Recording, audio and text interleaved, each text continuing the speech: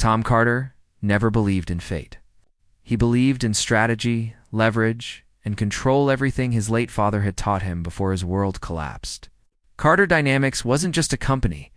It was Tom's fortress. It's a place where he rebuilt his family name after it had been dragged through mud by one man, Raymond Hayes. His father's former partner turned traitor. The scandal had nearly destroyed the Carters. Tom's father never recovered from the shame, and Tom learned early that trust was a luxury. Revenge, on the other hand, was reliable. Revenge didn't waver. Revenge didn't need faith. So when Tom stepped out of the executive elevator that Monday morning and saw the receptionist handing out clipboards to a line of job applicants, he didn't pay them much attention until he did, because standing in the middle of that line, holding her paperwork like it was the last thread of stability she had, was a young woman with the last name he vowed never to forgive, Emily Hayes, her father's daughter. Tom stopped walking. The hallway noise faded. A memory flashed his father's tired eyes the night the scandal broke, the weight of betrayal draining the strength from his voice. Tom had been a teenager, but he remembered every detail. Raymond Hayes had ruined everything, and now his daughter was here. Applying to work under Tom, unknowingly stepping into the lion's den, Emily didn't notice him at first. She was focused on smoothing the wrinkles on her resume, brushing off lint from her sleeve, taking a deep breath like someone trying to hold themselves together in public. She wasn't flashy or dressed in designer clothes like many applicants who tried to impress. She wore a simple gray sweater, dark jeans, and her hair tied back with a plain elastic band. There was nothing threatening about her, which only irritated Tom more. He walked directly toward the receptionist's desk, and Emily glanced up. Their eyes met for the first time, and something flickered across her face. Uncertainty, maybe, but also determination. She gave a polite nod, not knowing who he was. Tom didn't return it. Who approved this open walk-in process? He asked the receptionist sharply. The receptionist stiffened. Human Resources scheduled it, sir. Cancel it. Today isn't a charity drive. Several applicants exchanged uneasy glances. Emily lowered her gaze, clutching her paperwork tighter. Tom saw the embarrassment, the insecurity, and something inside him twisted. A part of him enjoyed it. Another part recoiled at that thought, but he pushed it down. He wasn't here for sympathy. He was here for control. Then Emily stepped forward, her voice soft but steady. Sir, I know you're busy, but I came prepared. One submitted my application online last week. I only showed up in person because I haven't heard anything yet. I'm just trying to get work. Any work.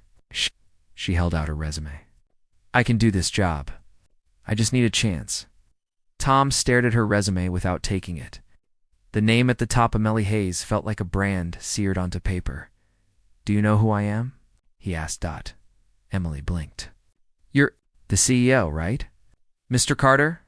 He nodded once. And you still walked in here unannounced, expecting special treatment? Her brows drew together. Special treatment? No, sir. I'm just desperate. He cut in. Emily's jaw tightened, but she didn't snap back the way he half expected. Instead, she inhaled through her nose, slow and controlled, like someone used to swallowing disappointment quietly. That's one word for it, she said.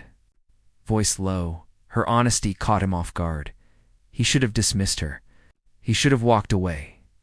Instead, he studied her face, searching for traces of her father. Her eyes weren't like his. Her manner wasn't like his. Emily carried a softness Raymond Hayes never possessed, and that irritated Tom more than anything. Submit your documents digitally, he said finally.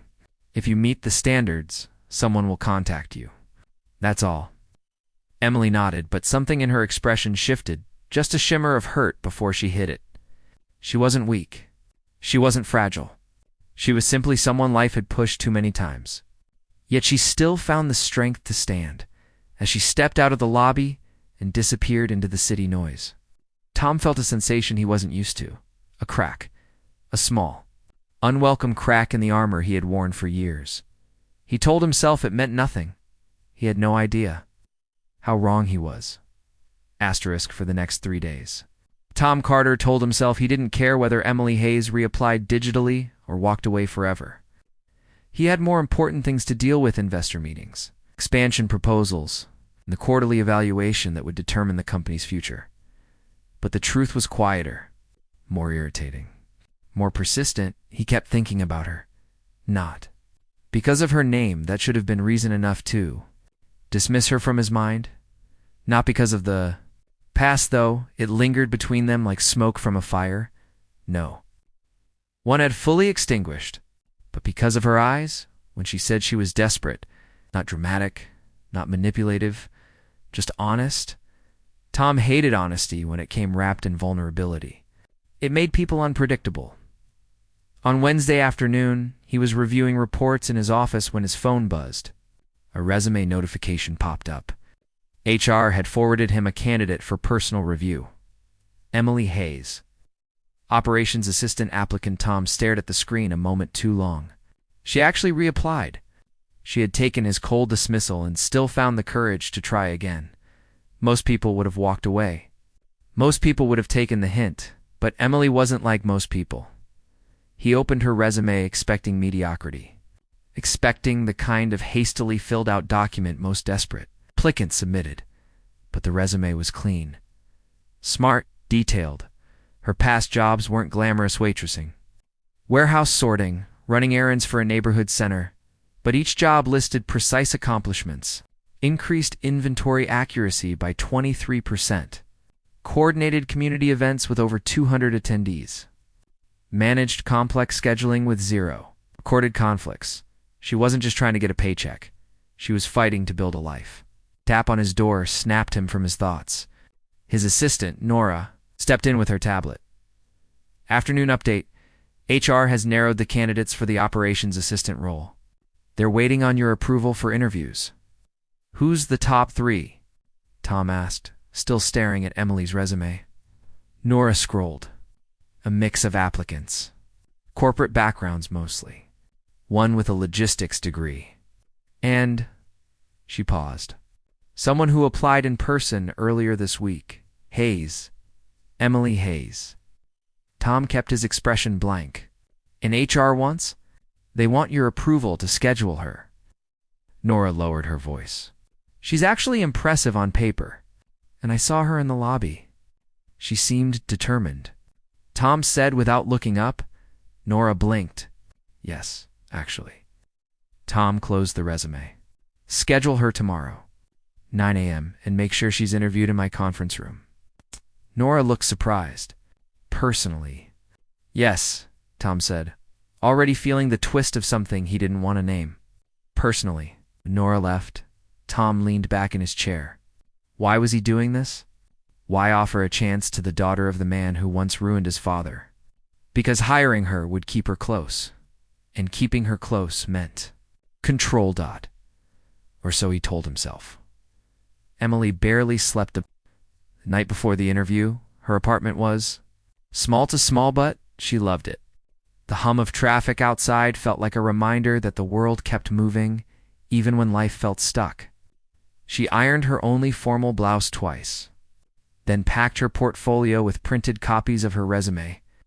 Even though she had been told they weren't necessary, she couldn't risk appearing unprepared again. The next morning, she arrived at Carter Dynamics 30 minutes early. The security guard recognized her from earlier in the week and offered a reassuring nod. She returned it with a grateful smile. The elevator ride felt endless. She stepped out onto the executive floor and was guided to the glass-walled conference room. She didn't expect to see Tom standing at the head of the table, sleeves rolled up, reviewing documents with the unsettling focus of someone who rarely voiced his thoughts, but always judged silently. Her heart skipped.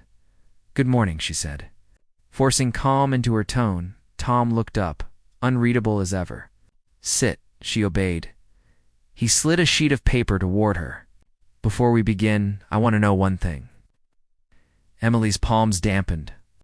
"Okay. Why here?" He asked, "Why my company?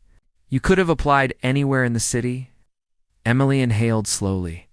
"Because when I read about Carter Dynamics, it felt like a place built on second chances. Growth, Reinvention, and I need that right now. Tom studied her. His eyes searching for deception, he found none, which irritated him more than anything. Let's begin, he said. But deep down, he knew something had already begun long before the interview started, something he couldn't stop, something he didn't want to admit. By the second week, everyone on the executive floor knew something was wrong. Not because Grant raised his voice, not because he singled Lila out openly, but because the air around them changed whenever they were in the same room. Meetings slowed. Conversations tightened. People avoided eye contact. Lila felt it most. She worked harder than she ever had in her life. She arrived early, left late, triple-checked every file, every calendar entry, every report that crossed her desk. She refused to give anyone a reason to doubt her competence, especially Grant. Yet no matter how perfect her work was, it never seemed enough. Why is this vendor summary incomplete? Grant asked during a Monday briefing, his tone flat, eyes scanning the room before landing on her. Lila straightened. It isn't incomplete. Page 3 breaks down the delivery margins by region. Grant flipped the page slowly, deliberately. Too slowly, you should have anticipated the follow-up questions, he said.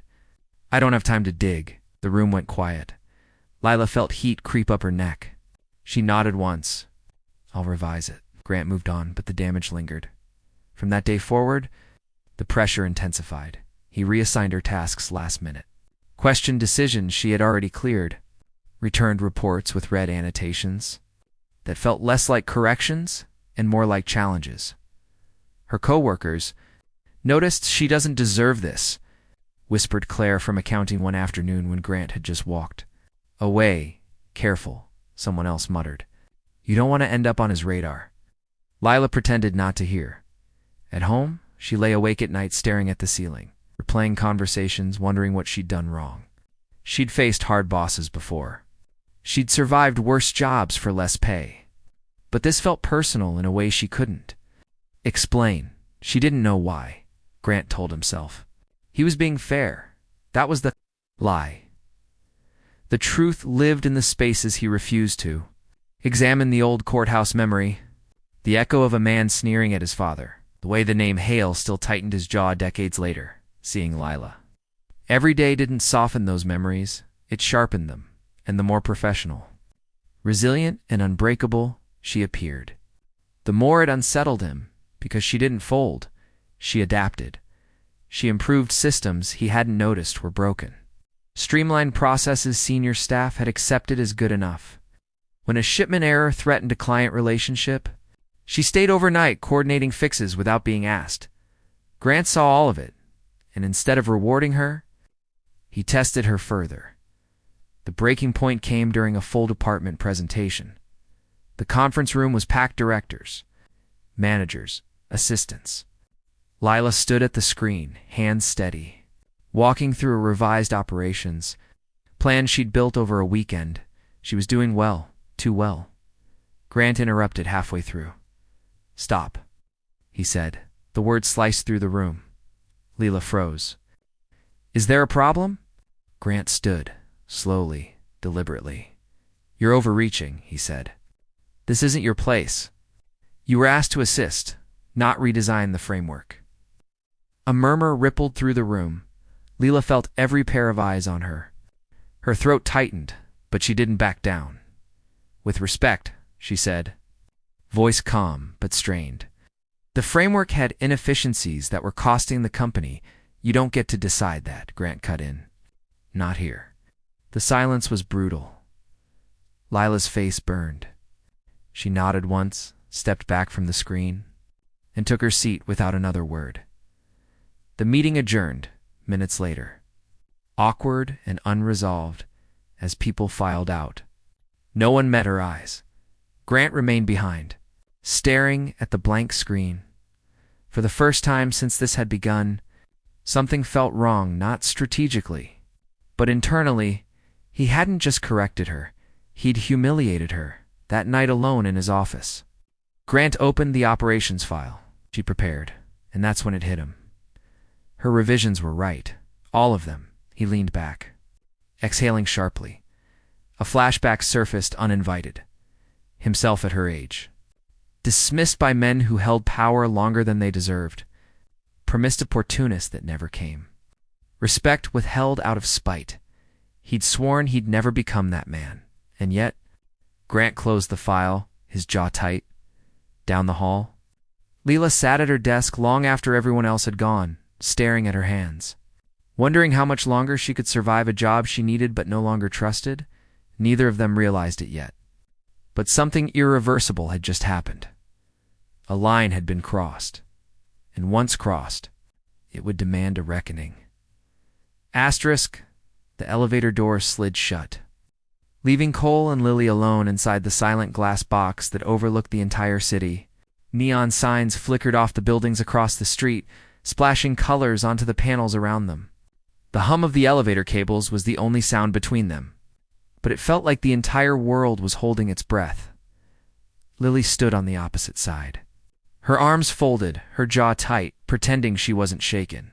Cole could see her reflection in the glass. She looked calm, but her eyes were trying to understand him. He hated that. He hated being readable. Most people never got close enough to see past his surface. But Lily was different. She didn't try to impress him. She didn't care who he was. And somehow, she kept seeing pieces of him he thought he'd buried years ago. Why were you really going through those drawers? Cole asked quietly. I already told you, she said without looking at him. I knocked my bag off the table. You and I both know that's not the full truth. He didn't raise his voice. He didn't lean forward, but something in her expression flickered a moment of hesitation he wasn't supposed to see. He stepped closer, not enough to crowd her, but enough to tell her he wasn't buying the excuse. Lily, what are you looking for? She finally looked up at him, and for a moment, Cole forgot how to breathe. There was no fear in her, only fire. You don't get to ask me that, she said. Not when you've been messing with me since the day I walked in, he blinked. Messing with you? Yes, she snapped. You think I don't notice how you purposely assign me impossible tasks? How you dismiss me in meetings? How you act like every question I ask is some inconvenience? I know people like you. You make everything hard for everyone, and somehow, the world lets you. The words hit harder than he expected. He opened his mouth, but she cut him off again. And yet, for someone who claims not to care, you keep stopping me from falling. You stopped me on the stairs. You stepped between me and that heavy case file in the hallway. You defended me when the senior staff tried to blame me for that delivery mistake. I don't understand you, Cole, and I don't trust what I don't understand. That stung more than anything she could have said. Cole wasn't used to anyone calling him out, certainly not like this. Most people backed down the moment he lifted a brow. Lily didn't flinch. She stood there like she wasn't afraid of the title on his office door, the power in his hands, or the reputation he carried. But she should be afraid, because he wasn't safe. Not emotionally, not with everything he still carried from the past, and definitely not with the truth her father had carved into his life. Lily. His voice came out rougher than intended. You have no idea what you've walked into. Then tell me, she whispered. He couldn't. Not yet. Not when the elevator wasn't the right place and his chest felt tight, things he couldn't voice. So he did the worst thing possible. He told part of the truth. You're right. I haven't been fair to you, he said. But it's not because of anything you did. It's because of something that happened years before you stepped into my office. She frowned, confusion replacing anger. What does that even mean? Before he could answer, the elevator doors opened. The spell broke instantly. Employees stepped in, chattering about something that happened in marketing. Cole and Lily moved to opposite corners. They didn't speak again until they reached the lobby. As she started walking toward the exit, Cole called out softly. Lily, she turned, and he finally said the one thing that cost him more than he wanted to admit. I don't want to hurt you. Her expression softened just slightly, but enough for him to feel it. Enough to unsettle something deep inside him. Then stop trying to, she replied, and walked out the glass doors into the cool night air. Cole watched her leave, feeling something he hadn't felt in years. Regret, real. Sharp, undeniable regret. He didn't know yet that the files she was searching for contained a secret he wasn't ready to face. He didn't know she was already much closer to the truth than he wanted her to be, and he definitely didn't know that falling for her wasn't just possible anymore. It had already begun. The next morning should have felt like every other day for Grant, stepping into the glass elevator. Rising above a skyline he practically owned, surrounded by the hum of a company built on competition and grit. But nothing about the day felt normal. Because Lila wasn't on the executive floor, her desk usually neat with her iced coffee, sweating on a coaster sat, untouched. No cardigan draped over her chair, no soft rustle of papers, no gentle knock at his office door reminding him about things he pretended he forgot when his assistant told him she had taken a sick day. The answer didn't sit right. Lila never missed a day. Not once. She was the type who showed up even when she shouldn't, and beneath the surface, Grant felt something he wasn't prepared to admit. He missed her. By noon, he couldn't focus. Reports blurred into each other. Meetings felt like noise. His own reflection in the boardroom glass looked like someone who wasn't used to feeling, well, anything. He remembered their conversation last night, her voice cracking ever so slightly. When she said he didn't know who she really was. She had carried something heavy home with her, something painful, something he didn't see until now. But what rattled him most was the flashback he couldn't shake. Her father back when Grant was barely 20, swinging accusations like, weapons. You'll never rise higher than your father's shadow, the man. Hissed at him outside a courthouse. I'll make sure of it. That feud was real, bitter, ugly, a rivalry that stretched into boardrooms and deals and city gossip. But Lila, she had nothing to do with that old war. She was just trying to build a life of her own. And Grant had dragged her into a conflict she never started, almost on instinct. He left work early and drove into the city, not entirely sure where he was going, just knowing he needed to fix something, or at least try. He ended up downtown, in a quiet neighborhood, where the sidewalks curved beneath oak trees. He parked and stared up at the apartment building she lived in. He had her address only because of HR files, and for a moment wondered if showing up was a mistake, but regret had followed him all morning. He hated running from it. He walked the hallway to her door, knocked lightly, no answer. He waited a moment, then knocked again, not the firm's CEO knock, but something gentler, unwilling to startle her. When she finally cracked the door open, her eyes were red. Not swollen like she'd been sobbing all night, but exhausted. She wore a faded sweatshirt and leggings, hair pulled up in a loose bun that made her look younger than she did at work. For the first time, she looked at him not with cautious professionalism, but with disappointment. "Grant," she whispered, pulling the door only halfway open. "Why are you here?" He swallowed. He didn't have a rehearsed speech. Didn't have a commanding tone ready. What came out instead was raw. "I came to apologize." She blinked, surprised. "I don't expect you to forgive me," he said, "but I need to say it. I treated you like you were an extension of him. Your father? I let an old feud blind me, and that wasn't fair." She didn't speak yet. Her hand tightened slightly on the door, like she wasn't sure whether to close it or let him continue. "I pushed you," he said quietly. "Harder than anyone deserves. But last night when you walked out, I saw what I've been ignoring. You're not him. You're nothing like him. You're your own person, with your own fire, your own strength." Lila's eyes glistened, but she didn't cry. She never cried icily. "You bullied me," she said softly. "You humiliated me in front of coworkers who now think I can't handle myself." "I know," he said. "And I hate that I did it." She exhaled, long controlled. Steady, it hurt. She finally admitted that simple truth was heavier than any lawsuit or corporate negotiation he'd ever faced. "I want to make it right," Grant said. "Not because it's good for the company. Not because of the feud, but because I care about you." That stunned her completely. Her posture shifted. Her face softened, but not out of romance, out of shock. Grant. You don't mean that? Do, he said. More than I've admitted to myself. She stared at him for several seconds as the hallway light flickered above them. Then give me space, she whispered. If you care, give me time. He nodded slowly. I can do that. Grant didn't try to touch her. Didn't try to force a moment. He simply stepped back. Before she closed the door, she said one more thing, soft, fragile, unsure. I don't know what to do with what you just said. Take your time, he replied. She shut the door gently, and for the first time in his entire adult life, Grant walked away from something he wanted because someone else needed.